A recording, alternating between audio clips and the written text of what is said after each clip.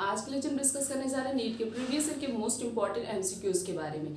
सबसे पहला क्वेश्चन है, a colour blind man marries a normal lady whose father was colour blind. If it produce two sons, two daughters, how many of them would be suffer.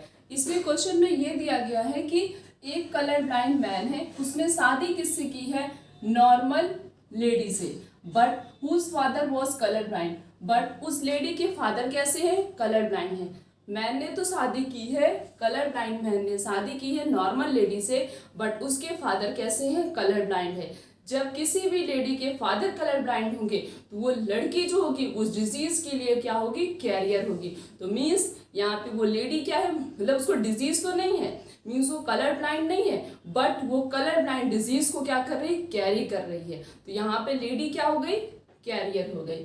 Next इसमें पूछा क्या गया है, if it produce to सन, अगर suppose करते उसने दो बेटे को जन्म दिया, मीन्स टू सन और टू डॉटर को प्रोड्यूस किया, हमें बताना उस टू सन और टू डॉटर में से कितने बच्चे होंगे जिनको कलर ब्लाइंड डिजीज होगी। क्रॉसिंग करके देखते हैं। यहाँ पे कलर ब्लाइंड मैन है, जब मैन कलर ब्लाइंड होगा तो उसका दोनों ही जीन एक ही इसके पास एक्स होता है, और हमेशा याद रखने की बात यह है कि एक्स पे ही, मीन्स एक्स पे ही कोई डिफेक्ट होगा, वाई पे कोई भी डिफेक्ट कॉज नहीं होता। तो यहाँ पे क्या होगा? एक्स पे हमने सी लिख दिया, वाई हो गया। देन फीमेल क्या है? फीमेल क्या है? कैरियर है। तो फीमेल, क्योंकि उसके फादर कैसे हैं? कलर ब्लाइंड थे। उस लेडी के फादर, वो लड़की तो नॉर्मल है बट उसके फादर कलर ब्लाइंड है, तो वो क्या होगी? उस डिजीज के लिए क्या होगी? कैरियर होगी। यहाँ पे कैरियर के लिए हम एक पे लिखेंगे, मीन्स जब कैरियर होगा, कोई भी लेडी कैरियर होगी तो उसके एक एक्स पे क्या होगा? डिफेक्ट होगा, दूसरे एक्स पे कोई भी कॉज नहीं होगा। अब इन दोनों को क्रॉसिंग कराते हैं।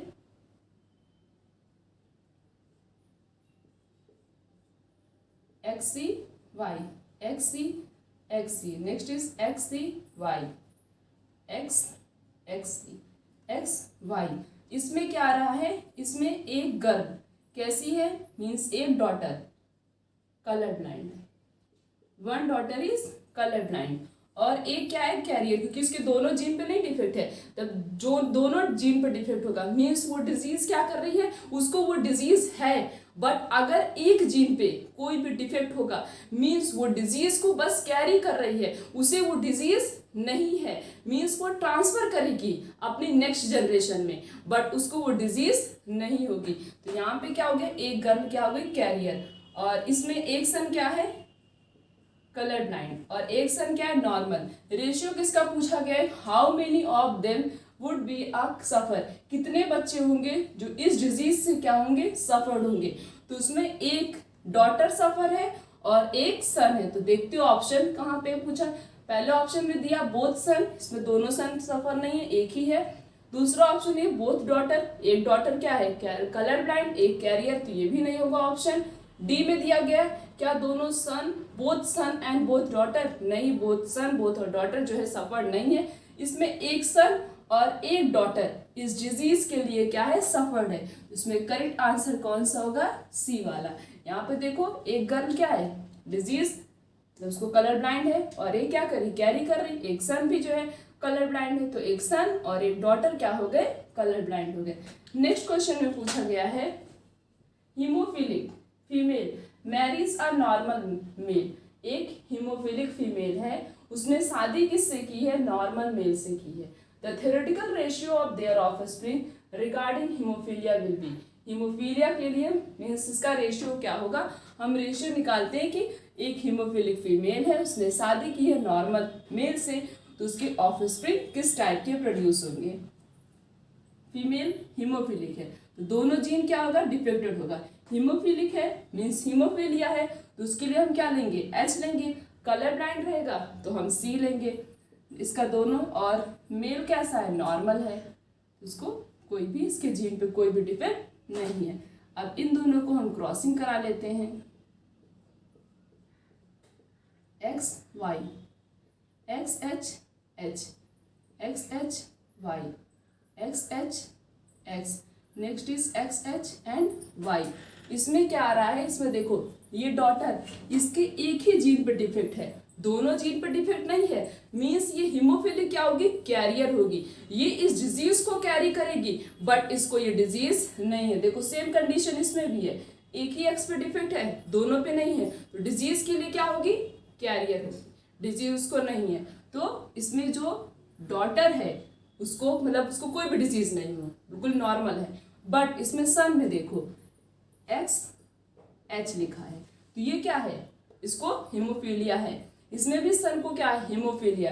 तो इसमें थ्योरेटिकल रेशियो बताना था कि कितने ऑफस्प्रिंग सफर्ड होंगे हीमोफीलिया से। तो पहला ऑप्शन दिया ऑल सन आर हीमोफीलिक, हमें ऑप्शन मिल गया जितने भी सन है वो कैसे है, हीमोफीलिक।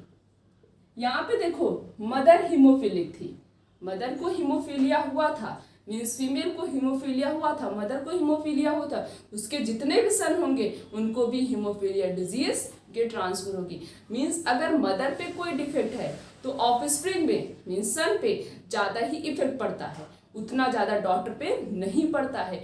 बट अगर फादर को वो डिजीज है, मीन्स हीमोफीलिया डिजीज अगर इसमें फादर को रहती तो वो डॉटर जो होती वो बस हीमोफीलिया को कैरी करती, उसको डिजीज नहीं होती। नेक्स्ट क्वेश्चन हम देखते हैं, if a colour blind man a married to a normal woman, एक कलर ब्लाइंड मैन ने शादी किससे की है, नॉर्मल वुमेन से की है, then from the point of view disease of offspring will be, कितने ऑफस्प्रिंग होंगे जिनको ये डिजीज होगी। तो कलर ब्लाइंड मैन है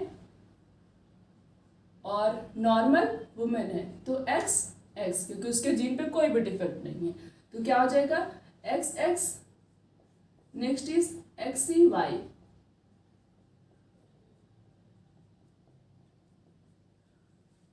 यहाँ पे देखो डॉटर कैसी है, कैरियर है, इसके एक जीन पे डिफेक्ट है, इसमें भी देखो डॉटर कैरियर है और सन कैसे हैं, नॉर्मल है। तो ऑप्शन देखते हैं, all son and daughter will be normal, हमें ऑप्शन मिल गया जितने भी सन होंगे और जितने भी डॉटर होंगी वो कैसी होंगी, नॉर्मल होंगी।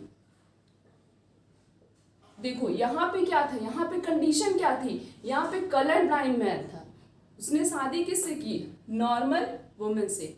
जब कलर ब्लाइंड मैन को कोई भी डिजीज, बार बार यही पॉइंट बता रहे कि अगर मैन को कोई डिजीज होगी तो डॉटर क्या होगी, उसकी डॉटर उस डिजीज को बस कैरी करेगी, उसको वो डिजीज नहीं रहेगी। बट अगर मैन जो है उसको डिजीज है और मदर जो है उसको भी डिजीज है, तभी डॉटर को भी डिजीज होगी।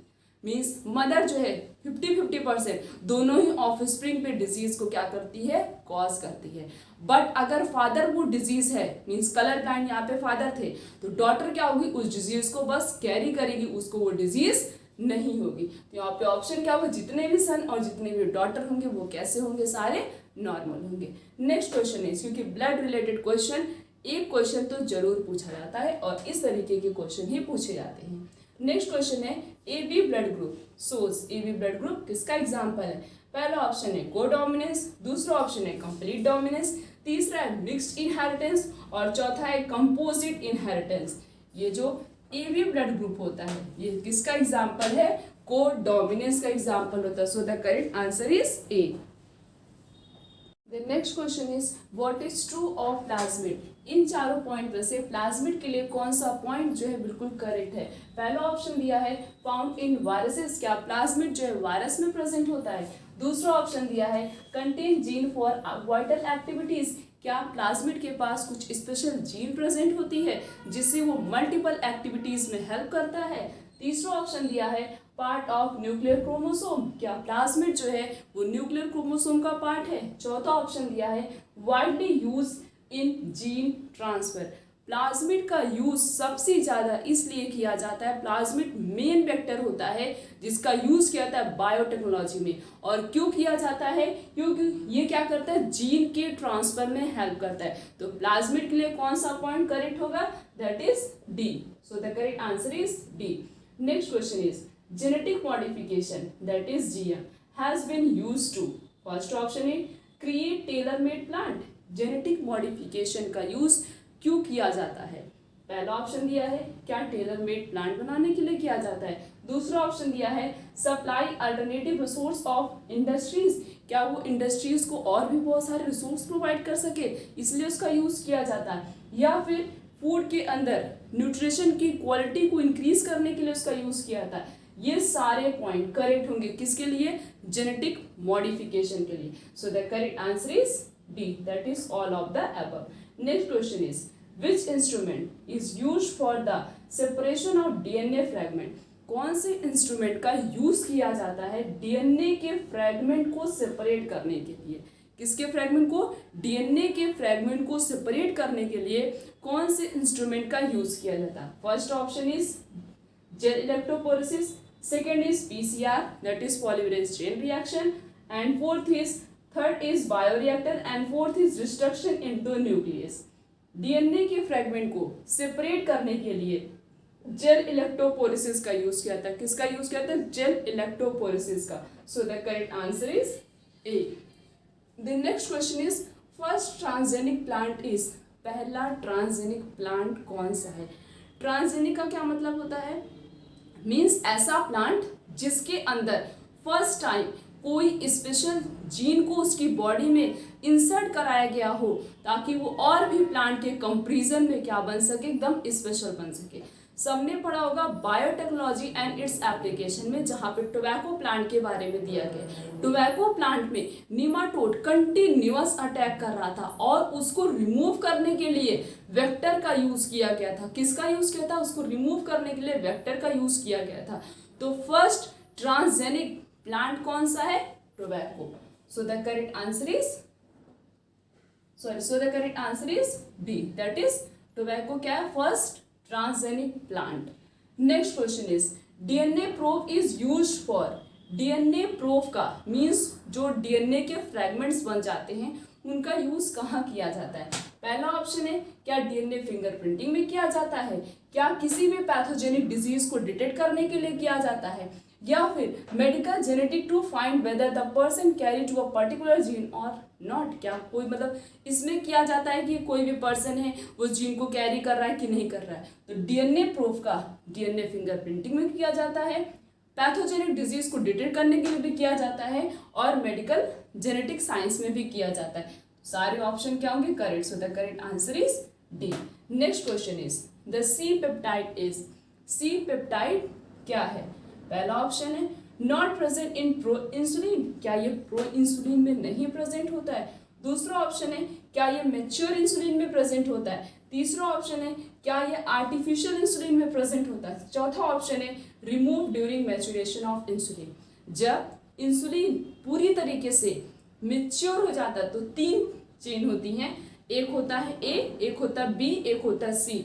ए बी तो रहता है, ए बी को नहीं रिमूव किया जाता है, बट सी पेप्टाइड को इंसुलिन जब पूरी तरीके से मैच्योर हो जाता है तो सी पेप्टाइड को रिमूव कर दिया जाता है। तो ये क्या होता है, remove during maturation of insulin. Insulin के मैच्योरेशन के समय सी पेप्टाइड को रिमूव कर दिया जाता है। हमने इस पूरे लेक्चर में नीट के प्रीवियस ईयर के मोस्ट इंपॉर्टेंट क्वेश्चंस के बारे में डिस्कस किया।